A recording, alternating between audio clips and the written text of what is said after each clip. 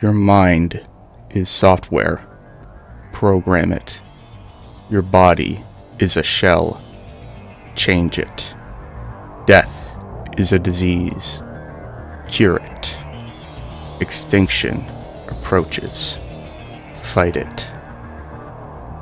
These are the opening words of my favorite setting of any tabletop role-playing game, Eclipse Phase.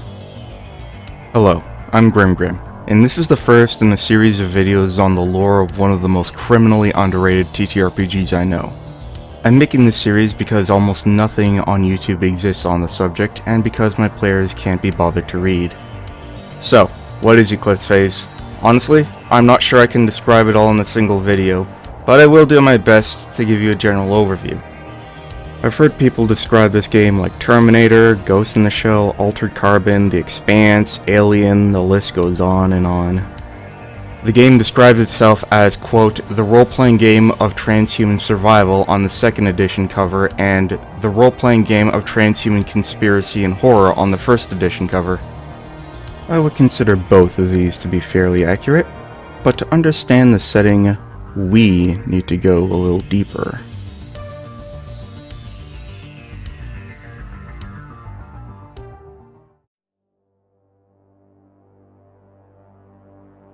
It's never mentioned when Eclipse Phase takes place on our Gregorian calendar. However, fans have been able to infer that it is sometime after the year 2100, possibly between 2120 and 2140. I would assume this is left intentionally vague, as technology in this book is simply speculation. Regardless, Eclipse Phase takes place in the year 10 AF, meaning after fall. In this time span, humanity has made several technological advancements. For example, computing power and bandwidth is so efficient that most wireless devices can act as routers. What this essentially means is that cell towers are no longer a thing in urban environments, and service providers are basically non-existent. Hell, if you need more processing power, you can just borrow some from other local devices. Because of this, the internet is no longer a World Wide Web, but a worldwide mesh, hence why most people simply call it the mesh.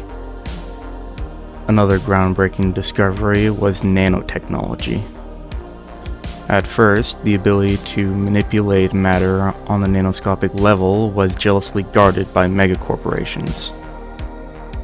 Thanks to an intrepid band of anarchists, though, the swarm cat's out of the bag, so to speak, and the technology to 3D print everything from food to weapons was now in the hands of most people.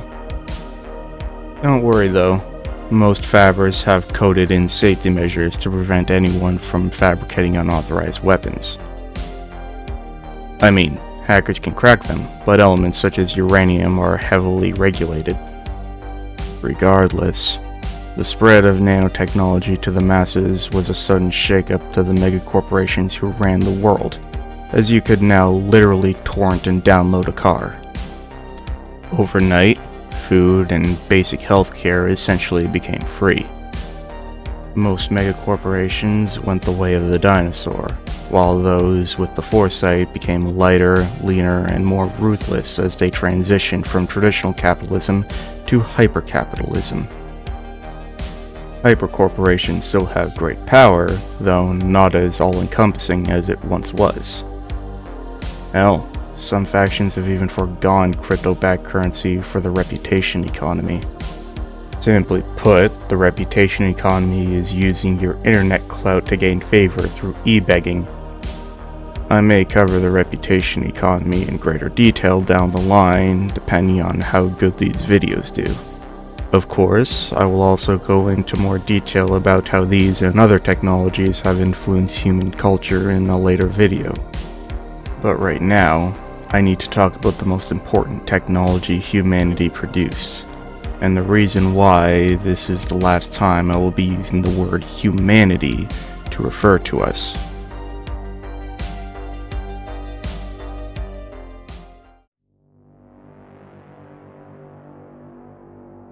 The word humanity is considered politically incorrect, as not every person needs to be born with DNA, let alone human DNA, in order to be considered a member of society. Roughly 20 years before the fall, BF for short, the first chimpanzee was gifted full human sapience thanks to the process of brain editing known as psychosurgery. In addition, this chimp, named Jumbles, was given bodily modifications, allowing him to stand upright and speak with human vocal organs. He would be the first of what would be called the uplifts, specific species of animals that were uplifted to become equal to humans. Shortly afterwards, the neuroscience that created uplifts was applied to neural networks, creating the first artificial intelligence that was capable of thinking and feeling like a flesh and blood human. Artificial General Intelligence, or AGI for short. In order to create uplifts and AGIs, scientists first needed to understand the brain inside and out and learn how to cauterize, repair, and create neural pathways inside the brain.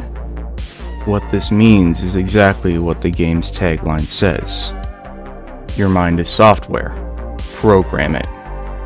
With the ability to treat the human ego like a script on Notepad, one can recreate the exact neural framework on a different brain, or even run it on mind emulation software.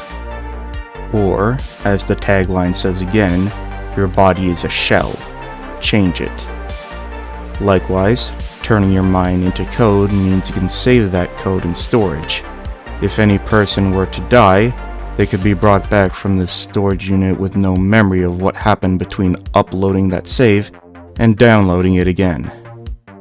Of course, this assumes no one is able to recover the brain implant that records your mind, like a flight recorder on an airplane. Or, as the tagline says yet again, death is a disease. Cure it. But what about the last part of the tagline? In a post-scarce world where you can edit your brain and switch between bodies, even across astronomical units, why is extinction approaching? For that, we will need to talk about the fall.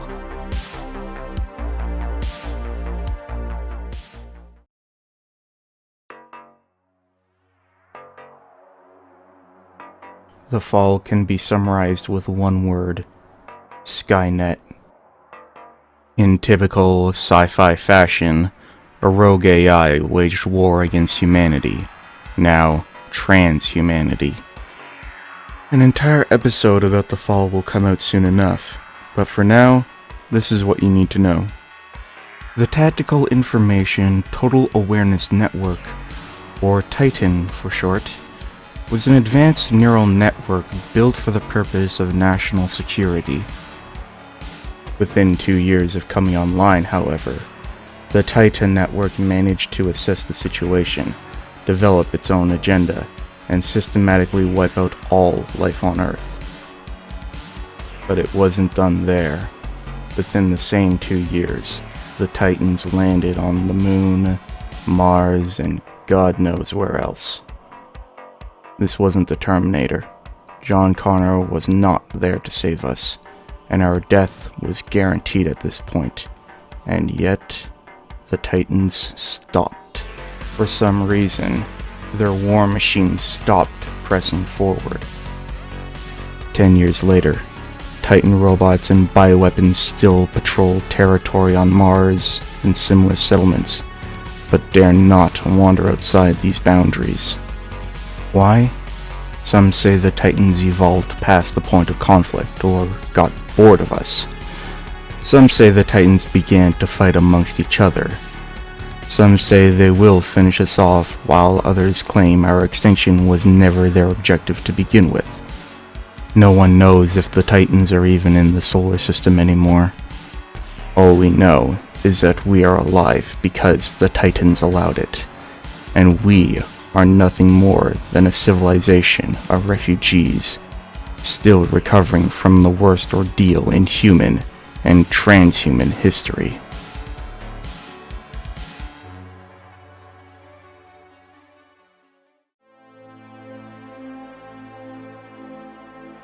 The current transhuman population is at most 500 million souls strong.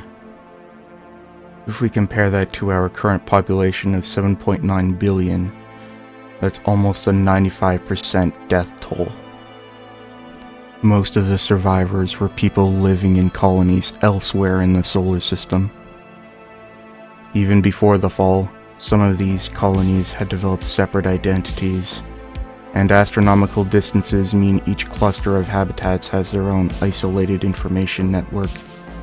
What this means is that the remaining 500 million transhumans are divided into several factions with widely differing ideologies. Not since before the modern era has transhumanity been this fractured and isolated from itself. But what about the Earth itself? Some are hopeful that transhumans still scratch out an existence somewhere on our cradle, but the majority just accept this as wishful thinking. The Earth is officially considered uninhabitable. Considering the kinds of places transhumanity has colonized, that means a lot. Most of those that were lucky enough to escape weren't even able to with the clothes on their backs, or the skin on their backs for that matter. They're called refugees. Refugees that escaped by uploading their mind to a computer, then having it broadcast across the solar system to any ship or habitat willing to house them. While some of these refugees managed to acquire new bodies, the vast majority of them simply exist online as sapient information packets. Digital squatters that travel through your local network at light speed. Between the refugee crisis and the catastrophic failure of the Futura project, no earnest attempt at rebuilding transhumanity has ever been undertaken. Even if we wanted to, the vast majority of habitats are limited by their own life support systems. It's safe to say that transhumanity is living in a post-apocalypse. Yet hope isn't completely dead.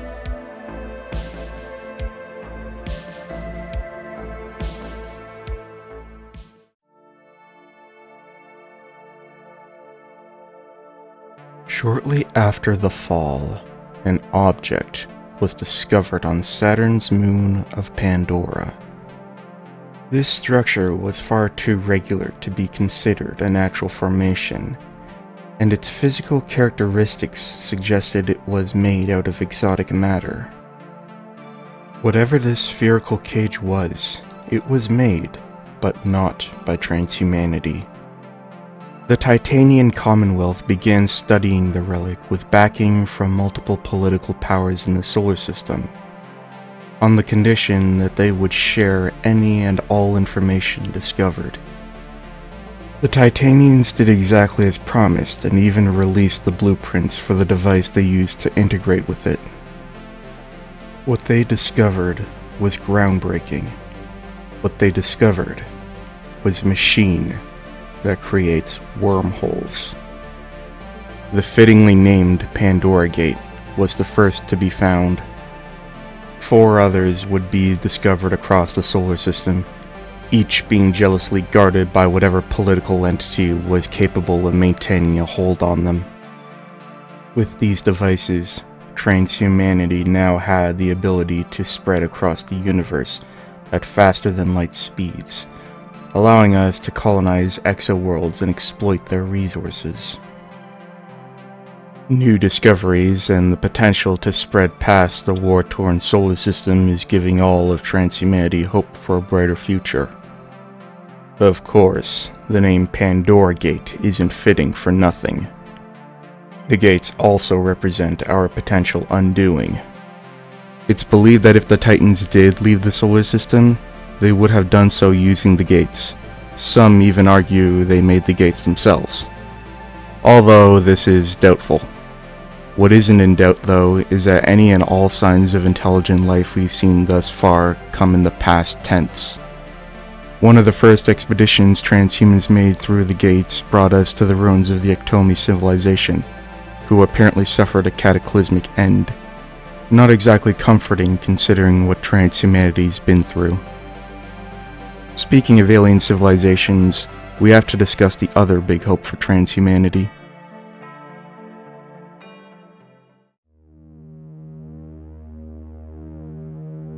We call them the Factors, a race of, for lack of a better term, giant amoebas, about 1 cubic meter in volume.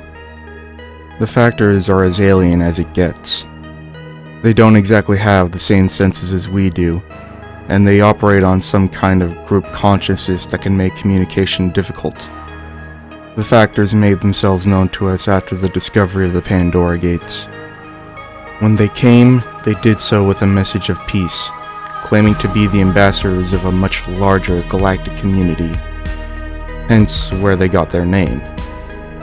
The Factors claim that they're here to observe transhumanity and see if we're worthy of joining them as part of this galactic community. They also gave us warnings about transhumanity's continued reliance on both artificial intelligence and the Pandora gates, though so far they've been rather vague about both of these warnings. Currently, most transhuman factions are in good standing with the Factors, who will, on occasion, pop into our solar system for trade and diplomatic talks. However, not all transhumans are willing to shake appendages with them, and with good reason. Transhumanity has been trading with the Factors for a number of years now, and yet, they still refuse to provide any of their technology to us. Meanwhile, we have given them everything from cutting-edge tech to priceless cultural relics. All they've given us in return are strange trinkets and art pieces which they claim come from these other alien civilizations they represent. These intrinsically useless relics, by the way, are the only form of evidence they've given us of this supposed grand galactic community. In other words, we are selling our greatest assets to the most alien form of intelligent life out there, and all we get back are table scraps. On top of that, they want us to stop pursuing AIs and the Pandora gates, the latter being our only hope, as well as the only way to meet this alleged community without having to submit to the Factors. Thus, much like the Pandora gates, the Factors are our only hope. But it's also theorized that a war with the Factors would spell our doom. So again, much like the Pandora gates, the Factors are a massive existential risk. In short, we have no stable source of hope left, and the sword of Damocles still dangles over our collective head. And that is exactly why a ragtag organization of brave idiots has formed in secret to counter the existential risks facing transhumanity. Most people don't know they exist, and those that do call them a rumor. They only go by one alias, Firewall. And they decided that if the universe won't give transhumanity hope, they'll make it themselves. They are sanctioned by no government or private enterprise. They have few resources. They hardly have any organization at all. And yet, they may very well be our last shot at survival. But that is a topic for another day. And that is the end of episode 1 of my Eclipse Phase lore series. The next episode will be on the organization of Firewall, and then after that, a more in-depth view of the events of the fall. After that, I don't know. I want to make this a community-driven thing like Text Talks Battletech, but I guess that would all depend on viewer engagement. I do want to make a separate video on the Factors and the Pandora gates though. And besides that, a video on the Titans and the Exurgent virus. Maybe a video about weapons or Morse or one of the different factions in Eclipse Phase. This game is so rich on details that I could probably keep going for a long time. For now though, I'd like to see what you think about the options I just put on the screen in the comments below.